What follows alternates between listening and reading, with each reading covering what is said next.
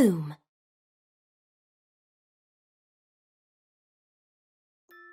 Você acabou de conhecer alguns estranhos na internet, porém, ninguém ali tem nada em comum. Bem, na verdade existe uma coisa bem pequena, que é a vontade de pôr um fim em tudo. Vocês planejam fazer isso juntos, pois parece mais confortável e menos solitário. Porém, quando chegam no lugar definido, já tem um corpo. Diversas perguntas surgem. Uma pessoa fez isso sozinha? Parece que sim, porém, tem algo estranho.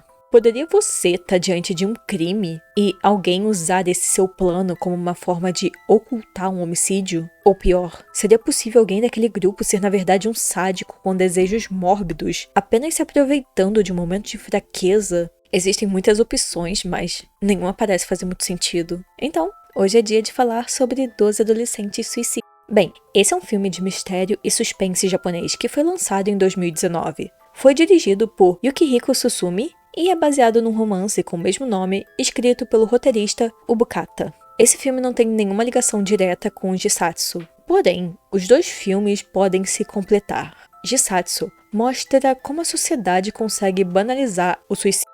E é um tabu, mas é completamente normal para nós. Acontece e não tem muito o que fazer. E o filme todo é visto pelos olhos daqueles que ficam para trás e está tendo que lidar com o luto e a indiferença dos outros em cima de sua dor. Já esse filme, acompanhamos um grupo de jovens completamente perdidos, mas que vivem em uma sociedade que o suicídio é algo completamente banalizado e todo mundo age com indiferença diante da sua dor. Mas sobre o filme. Ele tem um plot de mistério, por isso eu vou dividir esse vídeo em duas partes. A primeira, sem dar resposta, e a segunda falando como o filme termina. Eu aviso quando for entrar na parte com spoiler. Porém, nessa primeira parte vou comentar algumas coisas como a motivação de cada personagem. E se você quiser ir descobrindo ao decorrer do filme, vai assistir e depois volta aqui. Vou deixar o drive com o filme no comentário fixado, para quem tiver interesse e não consegue encontrar com facilidade. E vale lembrar que essa é uma das recompensas para quem é membro do canal. Eu tô tentando disponibilizar todos os filmes, mangás e afins que eu falo nesse canal. Então, se você quiser apoiar esse canal e esse meu pequeno projeto de ajudar a espalhar mais coisas de terror pelo mundo, se torne membro. Mas, vamos para a trama. Um grupo de 12 jovens acabam se conhecendo em um fórum online. Em primeiro momento, não existe nenhum motivo para eles conversarem. Cada um ali se encaixa em um grupo completamente diferente. Temos Lolita, Gyaru, Delinquente, Idol e assim vai indo. Mas eles acabam criando um vínculo porque todos ali têm uma coisa em comum, que é a vontade de pôr um fim em tudo. Todos compartilham uma angústia gigantesca e acreditam que a melhor forma de lidar com isso é colocando um fim. O local escolhido é um hospital abandonado por dois motivos. Ninguém vai atrapalhar eles ali, mas seus corpos serão encontrados em pouco tempo, já que o local está passando por um tipo de reforma. Existe uma sala no porão que é muito fácil cortar a circulação de ar dela. Então chega o dia, e para eles terem certeza de que todos os presentes ali são os membros do grupo, eles precisam passar por pequenas coisas, como entrar num lugar específico que tem uma senha, mas além disso, eles precisam abrir um cofre e pegar um número que os representa. O número 1 tem uma lista com o nome de todos e seus números. Seria difícil alguém mentir sobre a sua identidade ali. Só que quando eles chegam na sala que foi indicada, acabam encontrando um corpo. Naquele momento, o grupo, que tinha apenas 11 pessoas, eles seguem a lógica e acreditam que aquele corpo é o do número 1. Ele chegou primeiro, ele era o único que tinha chave, então ele resolveu fazer tudo sozinho, com alguns comprimidos. Só que quando eles estão prestes a começar a reunião para definir os últimos detalhes, Satoshi entra na sala e afirma que ele é o número 1. Ele explica que se atrasou um pouco porque encontrou algumas coisas estranhas pelo caminho. Todos os participantes comentam que viram pequenas coisas estranhas também, como os elevadores presos no sexto andar, uma máscara jogada no jardim, bitucas de cigarro e agora um 13º participante que ninguém sabe quem é. O número 5, então, resolve observar mais de perto esse participante misterioso. E a primeira coisa que ele percebe é que não teria como ele pôr um fim nele mesmo com aqueles medicamentos que ele tem ao seu lado. esse participante não é um membro do grupo, e sim uma possível vítima de homicídio. Então 2 possibilidades aparecem. Alguém descobriu o que ia acontecer ali e resolveu usar ao seu favor. Essa pessoa acredita que ninguém se questionaria sobre o corpo, como realmente chegou a acontecer, e apenas seguiriam com seu plano. O participante 0 seria apenas visto como mais um jovem do grupo e qualquer investigação sobre um possível homicídio nunca aconteceria. Ou, a pior opção possível, alguém daquele grupo não tem a menor intenção de seguir com o plano. Existe um infiltrado que está ali apenas para saciar seus impulsos assassinos. Quando eu vi esse plot pela primeira vez, pensei o quão genial e o quão cruel ele é. Um assassino infiltrado em um grupo suicida. É uma piada muito cruel. Comentei até com algumas pessoas e elas viram como se fosse uma comédia. Afinal, pessoas que querem pôr um fim em tudo e um assassino. É perfeito. Não! Isso não é uma comédia, isso é cruel. Quem chega a esse ponto extremo está completamente quebrada e acredita que perdeu por completo o controle da sua vida. Ela não consegue enxergar uma forma de assumir o controle de novo. Porém, elas criam uma falsa ilusão de que pelo menos podem escolher como tudo vai terminar. Elas têm controle do ponto final. Só que no momento que aparece um maluco homicida, ele rouba isso pelo seu próprio prazer sádico. Um bom exemplo do que eu quero falar é o caso de 2017, que ficou conhecido como o assassino do Twitter. Takahiro usava as redes sociais para atrair mulheres que tinham pensamentos suicidas. Porém, ele sempre tentava passar um controle para elas, tentando criar um conforto, só que todas elas foram atraídas para uma armadilha cruel. Eu vou deixar fixado o link do canal da Luisa Kemi. Ela comenta de uma forma bem detalhada esse caso para quem tiver interesse. Mas, além dessa crueldade, o filme segue como uma grande investigação dos participantes tentando entender o que está acontecendo ali. Eles se separam em grupos e começam a investigar diferentes andares, mas também começam a conversar mais entre si, para tentar entender o porquê de estarem ali. No começo do filme, eles se chamam pelos números, uma forma de tirar a identidade deles, sendo apenas números, não tendo que criar nenhum afeto, nada. Porém, ao decorrer do filme, eles vão aprendendo seus nomes e começam a se tratar por eles. Kenichi comenta que não suporta mais sofrer bullying, então a Mai fica completamente revoltada com isso e acredita que isso não é motivo para ele tirar a vida. Eles até questionam se o menino já chegou a comentar com seus pais, mas ele afirma que ninguém parece se importar, principalmente pelo fato de que quem está fazendo essa intimidação com ele é um professor, que o trata como se ele fosse muito lento para sua turma. A Mai também acaba se abrindo um pouco mais com o grupo e ela revela que ela foi vítima de um homem mais velho. Ele a beijou à força e acabou passando uma doença para ela. Lembrando que todos eles são crianças de 13 a 15 anos. Outro ponto importante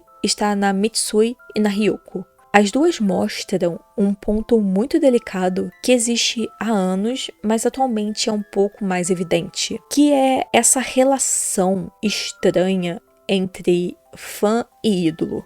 A Mitsuko ama tanto um idol que ela chega a ter vontade de se matar por ele.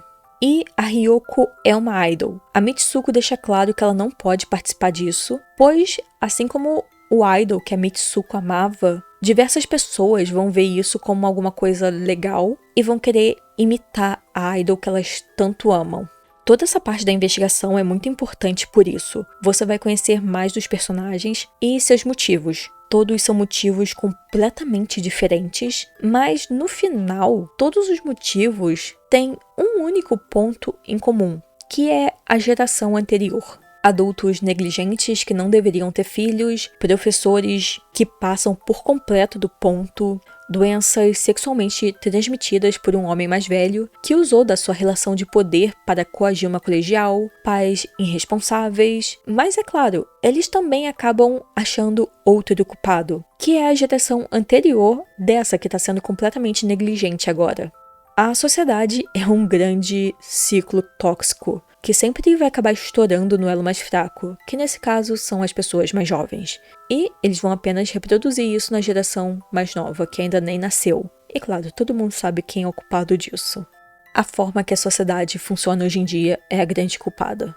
Nesse filme, os cenários são bem repetitivos. já que eles nunca saem do hospital, e a maior parte dos diálogos acontecem no porão, que não tem nada de muito interessante para você olhar. A mudança acontece nos personagens. Os seus tons vão mudando devagar. O que começa com um grupo de estranhos se torna uma grande rede de apoio. E sim, eu amei esse filme. Eu achei que ia começar como um slasher, só que depois ele me conquistou de uma forma muito diferente. A primeira vez que eu vi eu não gostei tanto. Esse é o filme que você tem que sair do filme e pensar um pouco se você gostou ou não. E, a partir daqui, tem spoiler do final. Depois da investigação, o número 8, o Takehiro, acaba descobrindo que o culpado é o número 9, o Nobu. Ele estava com o tênis do participante desconhecido escondido no seu casaco quando eles se conheceram. Porém, no caminho para o porão, ele acaba se livrando do tênis e o Takehiro o encontra. O grupo volta para o porão e começa a discutir sobre o que aconteceu e acaba descobrindo que talvez Nobu não tenha feito tudo sozinho. E com um pequeno interrogatório, eles acabam conseguindo a confissão da número 7, a Henry. Porém, os dois afirmam que não mataram o participante misterioso. Na verdade, os dois chegaram um pouco antes e viram quando esse participante desconhecido chegou. Ele era empurrado em uma cadeira de rodas e a pessoa que estava com ele simplesmente desapareceu dali.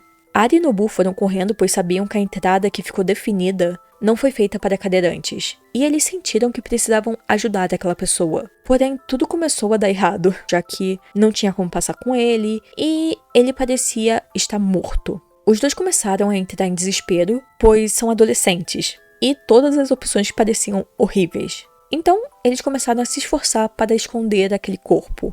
Eles travaram os elevadores no 6º andar, pois o corpo estava escondido no telhado, então eles começaram a correr de um lado para o outro, tentando evitar os outros participantes, até que o número 1 abrisse o porão e eles pudessem colocar ele lá fingindo que ele já tinha cometido suicídio antes.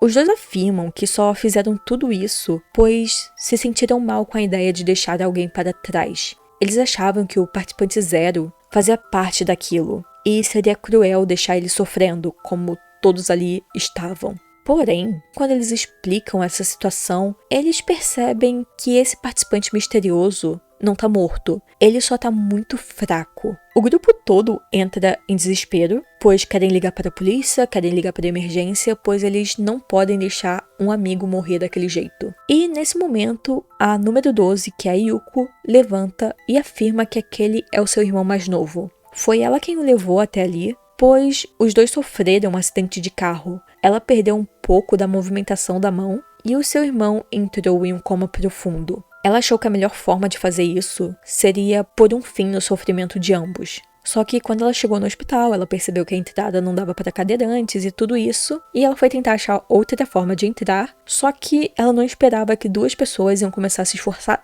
tanto para ajudar o seu irmão. O pequeno grupo acaba percebendo que todos ali estão completamente quebrados, mas eles são apenas um bando de jovens confusos que precisavam conversar com alguém e sentir que alguém se preocupa. Ao decorrer do filme, eles vão criando pequenos laços de amizade para se ajudarem, como o Kent, que sofre bullying. O Seiko e a Mai, eles praticamente adotam esse menino e falam que vão no colégio resolver tudo por ele. A Mitsuko, por causa da Ryoko, percebe que não pode viver a sua vida com base no que um idol fez. E a Ryoko acaba percebendo que não pode fazer o que ela quer fazer, pois ela tem uma responsabilidade muito grande, mas ela também não é só um produto da mídia. Ela pode tentar ter sua própria independência. Todos ali criam uma amizade muito estranha, mas que na verdade é uma grande rede de apoio.